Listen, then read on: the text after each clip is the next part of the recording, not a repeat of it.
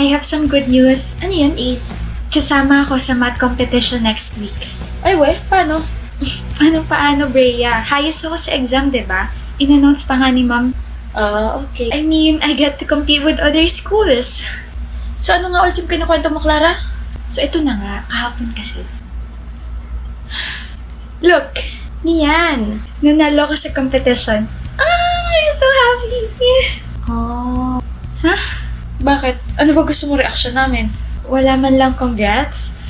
Para kasi hindi naman kayo masaya para sa akin. O diba sabi sa'yo, magdadrama na naman yan eh. Para naman kasi napaka-big deal ng congrats sa'yo. Of course, big deal yun kasi kaibigan ko kayo. Mana yan, puwet ka na siguro kakaaral. Tama. Tara sa kantin. Congrats, Ace. Galing mo. Thank you, Hannah. Congrats ulit, Ace. Para saan? Di mo pa ba alam? Kasama ka sa honor list. Talaga? Yep. Deserve mo mag-celebrate. Kain tayo sa labas. Ano meron? Kasama ako sa honor list. Talaga? Oo nga. Talagang makakasama ka kasi di ba mayaman magulang mo? Anong sinasabi mo dyan, Brea? Bakit? Totoo naman, di ba? Kaya ka lang naman nagiging representative ng school, tsaka kaya ka kasama sa honor list kasi may kapit ka.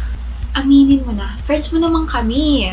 Oo nga, tsaka baka mamaya is pinangalan sa'yo kasi you're born to ace the quizzes and exams because of your connections. Hindi totoo yan. Nakita namin yung advisor natin, nakausap yung mama mo nung nakaraan. Baka mamaya may bagong pinipish sa competition for ace kapalit ng pera. How can you both say that? Wala kayong alam. Kaya kausap ni mama yung advisor natin kasi nagpapasalamat siya for guiding me. We're just saying na ang unfair kasi palaging ikaw ace. Give chance to others naman. Nabibigyan naman ng pagkakataon yung iba. Sadyang ayaw nyo lang aminin sa sarili nyo na bobo kayong dalawa kaya ganyan kayo kay ace. Hana, sabi mo? Sakit ba masampal ang katotohanan? You can even clap for her. Hindi nyo man lang masabi na, congrats ace. Sobrang deserve mo yan. Hindi eh. Unang marka nyo sa kanya, puro pagdududa. Anong klase kayong mga kaibigan? Kaibigan namin siya. Kaibigan na Inglaterra dahil nakakaangat yung isa niyong kaibigan. Oo nga naman. Kaibigan nga talaga kayo. What about her connections? Matalino at masipag si Ace. Hindi nyo lang talaga matanggap yun. Ako nga na hindi niya nakakasama palagi, kitang-kita yun eh. Kayo lang tong mga bulag-bulagan. You can convince us. What is 20 raised to 2? Sige nga. 40. Oo nga, 40. It's 400. Huh? 20 raised to 2 is 400. 20 times 20 is equal to 400. That's basic math. Dami mong alam. Bida-bida. Kitams? Tara Ace, i-celebrate natin lahat ng mga na-ace mo except with your fake ace friends. Galing mo. Nablangko ako sa sarili kong tanong eh. Kala ko rin 40. Buti hindi ako nagmarunong. Magmumukha rin akong bobo. Tara. Bakit mo ba gusto makipagkita ha? Akala ko ba you don't want to see me ever again? Closure. 2 days ago lang tayo nag-break. Gusto mo na agad ng closure? Wala kang pake. Then ano pa tinatayo-tayo mo dyan, Orin? Umupo ka na. Ano ba sasabihin? Akala ko ba gusto mo ng closure? Oh. Ayan lahat ng mga binigay mo sa akin. Ikip mo o itapon mo na. Wala akong pakialam, Renzo. Binigay ko sa'yo yan. Bakit mo isasauli? Break na tayo eh. Ano pang gagawin ko sa mga yan? I-display pa rin? Oh? Pati mga sweaters ko isasauli mo? Hindi mo na to gagawin pantulog? Hindi na, marami na akong damit. Gamitin mo pa rin. At bakit? Kasi sabi mo mahal mo ako. Bakit? Hindi mo na ba ako mahal? Mahal. Mas mahal kita. Eh bakit ka ba nakipaghiwalay ha? Noreen, bakit? Kasi nakita ka may kasamang babae. Niloloko mo ko. Ano? Hindi ko man nakita yung mukha niya pero kasabay mo siya maglakad and you were holding some of her things. Yung mukha mo parang nagmamakaawa pa. Humihingi ka ba ng sorry sa kanya kasi hindi mo ako mahiwalayan? Pues tapos na yung problema niya dahil ako na yung nakapag-break. Noreen, I can explain. Wala na tayong dapat pag-usapan pa. Noreen, Huwag mo akong hawakan. she's my prof. I know, right? Huh, left? Huh? I said she's my prof. Tsaka nakalimutan mo na bang med student ako ha? Malamang marami talaga akong dala. What? I was chasing and begging her kasi ayaw niya tanggapin yung paper ko. Ah, talaga? Ang galing naman. I mean, wow! Hindi tinanggap paper mo. I mean, Next time kasi, wag agad maghihinala para hindi ka napapahiya, babe. Sorry na, okay? Super stress lang talaga ako ng time na yun. Tsaka nung babe ka dyan. Akin na nga to. Ba't ba nasa iyo to, ha? Sa akin to mga to. Binigay mo to. I hope may natutunan ka ngayon. Meron. Hindi lahat ng closure na uuwi sa pagka-close na relasyon. Yung iba nagkakabalikan. Hindi ka na, kain na tayo. Gutom na ako eh. Oh, yung ulo ko. Mabuti na lang at mahabang pasensya ko, Lord. Asal kali, bulok ugali at hindi ka maganda, Tamara. Correct, Billy. At higit sa lahat, pangit din yung boyfriend mo. Bagay kayo. That's right, Camila. Tapos na kayo? Bakit? May sasabihin ka o tatameme ka lang kasi totoo lahat ng mga sinabi ko? Asal kali, bulok ugali, hindi maganda at higit sa lahat, pangit ang boyfriend ko? Go, baby. Excuse me? At least wala akong cheater na partner. Excuse me, walang cheater sa amin, no? Ay, ewan ko. Narinig ko lang kasi usapan nila nakaraan na yung boyfriend mo, Billy. Boyfriend din itong kaibigan mo si Camila. Payag kayo nun? Pinagsabay kayo? What? Look, Camila, alam mo ba to? No! What the heck, Gian? Teka lang, Billy. Hindi ko mahal si Camila. Ay, mali. Ikaw hindi ko mahal, Billy. Shucks. I didn't mean to cheat, okay? Paras tayo maganda eh. How dare you? Let's go, baby. Sira ulo ka talaga. Mas sira ulo mga mata nila. Ang gwapo-gwapo mo kaya, Rain.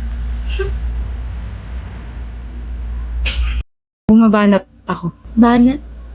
Alin doon? Nakaka-stress kang kausap, no? Sabi nga rin nila. Mirg! Bakit? Surprise! Cafe? Mahilig ka sa pusa, di ba? Naalala ko kasi kung paano mo ipet yung stray cat na malapit sa school natin. So, ayun. Dito tayo mag-uusap, tsaka dito natin tatapusin yung paper. I'm so sorry, Primo, pero I have to do this. Forget the paper muna, okay? Makikisaya muna ako ngayon sa mga pusa.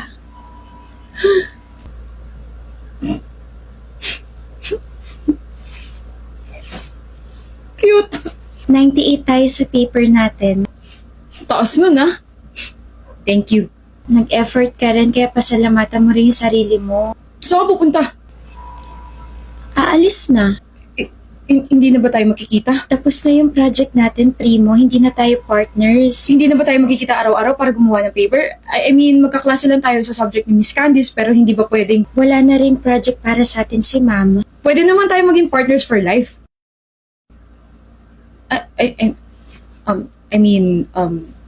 Partners for life.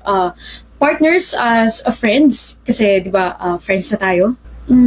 Medyo nakakahiyang itanong to, pero kasi na-observe ko na parang iba na yung trato mo sa akin, tsaka parang iba ka na. Gusto mo ba ako, Primo? Ang straightforward mo naman magtanong. Kasi gusto kita. Medyo confused pa nga ako kasi sabi ko, crush kita dahil hindi ka na nalilate. Pero days later, ikaw na naman yung bukang bibig ko sa best friend ko. Tapos sabi ng best friend ko, isipin ko raw kung ano yung mga nagbago sa akin simula nung nakilala kita. Doon ko raw malalaman kung gusto kita or hindi. Kapag may ibang tumatawag sa akin na Meg, naiinis ako kasi hindi naman ikaw yun. Tapos gusto kitang titigan lagi kasi ang gwapo mo. Nakukitan ako sa'yo kapag naiinis ka kasi ganito yung noo mo. Tapos, nagets ko na yung banat mo na meganda ako. Late pero kinilig ako. Nakabahan ako kapag malapit ka, lalo na kapag natatabig mo yung kamay ko, nahahawakan mo yung balikat ko kapag mabagal ako maglakad, tsaka kinakabahan ako kapag nilalapit mo yung mukha mo.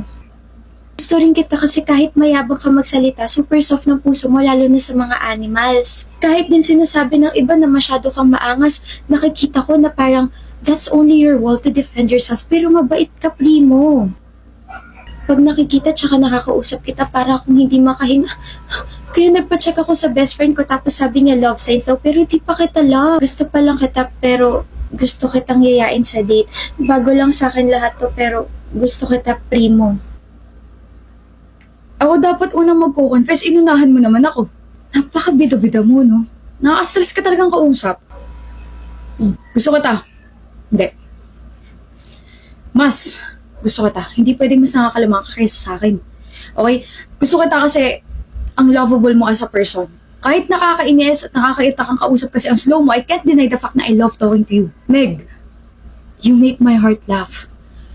Napaka-pure ng soul mo, napaka-pure ng ngiti mo, napaka-pure ng mga mata mo. Hindi ko in-expect na ganito ako magko-confess kasi nag-practice na ako eh. Gusto kita, Meg. Meg, I like you. Maangas ako pero pagdating sa'yo, tumitiklop ako. Gusto kita, Meg. Ang corny. Pero ayun, inunahan mo kasi ako eh. Ayoko sa masyado mabait kasi nakaka-irita, but you are an exception, Meg. Kaya ayoko lang matapos sa thank you for being my partner sa project na to, yung conversation nating dalawa. Usap pa tayo. Yung mga gusto at ayaw natin sa buhay, yung mga pangarap natin, yung mga nakaka-stress na pangyayari sa buhay natin. Gusto ko yon. Kasi gusto kita, primo. Nakakabaliw kang babae ka. Ganda mo, kainis.